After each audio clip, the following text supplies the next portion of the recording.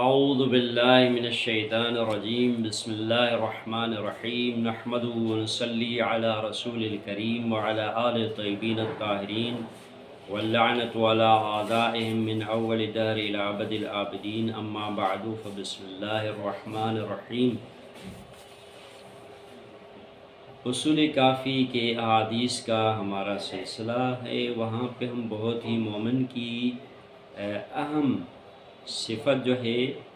عفت، جس صفت کا نام ہے، تو بہت ہی تعریف اور فضیلت بیان کی گئی ہے احادیث شریف میں اس صفت کی، جیسے کہ حضرت امام محمد باقر علیہ السلام سے ایک روایت ہے کہ فرماتے ہیں کہ ما عبد اللہ بشیء افضل من عفت بطن و فرج۔ فرماتے ہیں کہ عفت جو مومن کی ہے، اس کے ظاہری طور پر زیادہ روشن اور نمایاں دو مثالیں ہیں کہ پیٹ کی پاک دامنی اور شرمگاہ کی پاک دامنی۔ تو فرماتے ہیں کہ سب سے افضل عبادت ہے پیٹ کی پاک دامنی اور شرمگاہ کی پاک دامنی۔ تو پاک دامن رہنا مومن کی عبادتوں میں سے افضل عبادت شمار کیا گیا ہے۔ اور اسی طرح امام علیہ السلام کی خدمت میں ایک شخص آتا ہے اور امام کی خدمت میں یہ عرض کرتا ہے، مولا میں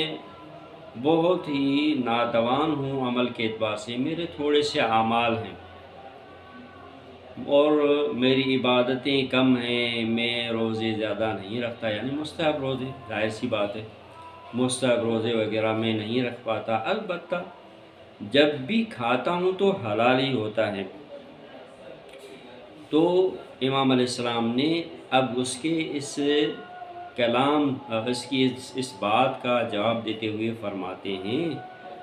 ایو الاجتہاد افضل من عفت بطن و فرج۔ فرماتے ہیں کہ پیٹ کی پاک دامنی یعنی پیٹ کو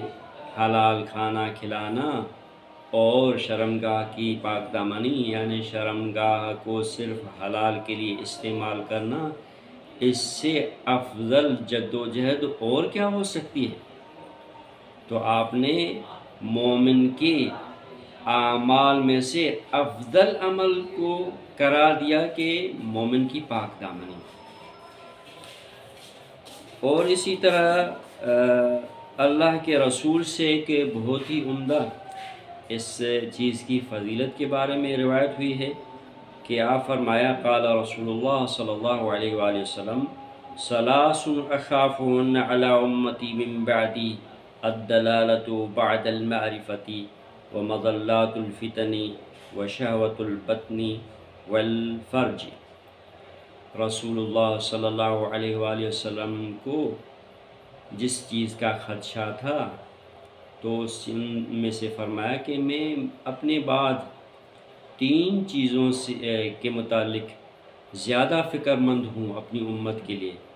ان میں سے ایک یہ ہے کہ معرفت کے بعد گمراہی، یعنی اسلام اور ایمان کے بعد گمراہ ہو جانا، یہ میری امت کے لوگوں کے لیے بہت مجھے فکر مند کرتا ہے۔ اور اسی طرح فتنہ انگیزیوں اور فسادوں میں گمراہی کے اسباب جو پیدا ہو جاتے ہیں، ان اسباب کی وجہ سے میں اپنی امت کے لیے پریشان ہوں۔ اور اس کے بعد فرمایا گویا کہ گمراہی اور فتنوں کے شدید اسباب کی طرح آپ نے فرمایا کہ پیٹ کی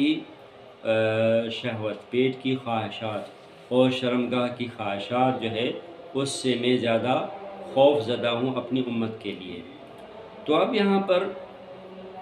انسان کی پاک دامنی، مومن کی پاک دامنی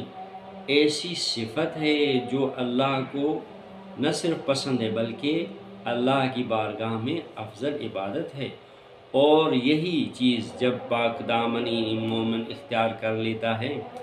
تو وہ اس کے جو اعمال ہیں وہ افضل قرار پاتے ہیں، اور اگر یہی مومن پاک دامنی اختیار نہیں کرتا، نہ صرف یہ کہ ایمان سے ہاتھ دھو بیٹھتا ہے،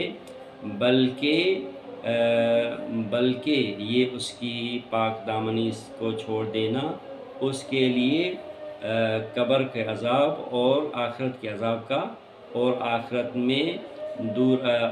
میں بد سزا کا مستحق قرار پاتا ہے ہمارے معاشرے میں۔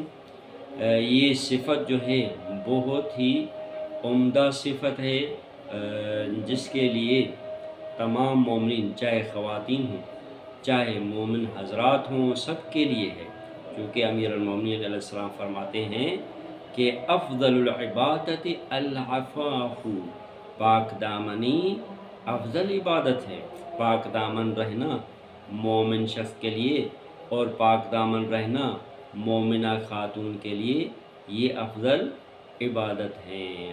ان الحمدللہ رب العالمین۔